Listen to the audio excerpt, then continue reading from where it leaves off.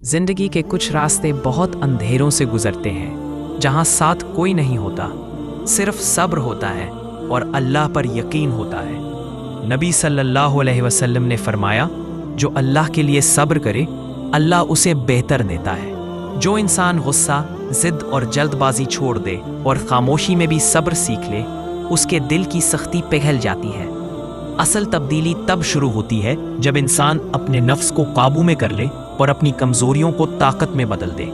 अल्लाह सब्र करने वालों के लिए रहमत, आसानियां और तस्कीन के दरवाजे खोल देता है। इंसान जब टूटता है तो दो रास्ते होते हैं, या वो गुस्से से बिखर जाए या सब्र से संवार जाए। नबी सल्लल्लाहु अलैहि वसल्लम ने फरमाया, अल्लाह सब्र करने वालों के साथ है। जो शख्स अपनी गलती को पहचान कर अल्लाह की तरफ झुक जाए, जो सब्र के साथ आजमाइशों का मुकाबला करे, उसके दिल में अल्लाह की रहमत उतरती जाती है।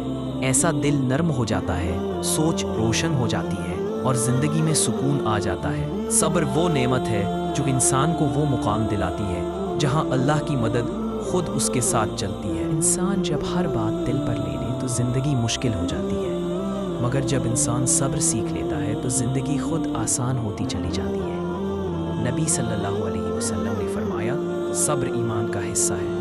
जो इंसान अपने लबों को काबू में रखे, अपने दिल की आग को खामोश कर ले और अपनी इस्लाह की नीयत कर ले, अल्लाह उसके लिए आसानियाँ ही आसानियाँ लिख देता है। सब्र न सिर्फ दिल को हल्का करता है, बल्कि सोच को भी बेहतर बनाता है और यही सोच इंसान की तकदीर बदल देती है। हर रात के बाद सुबह है, मगर ये सुबह उन लोगों को मिलती है जो रात में सब्र करना जानते हैं।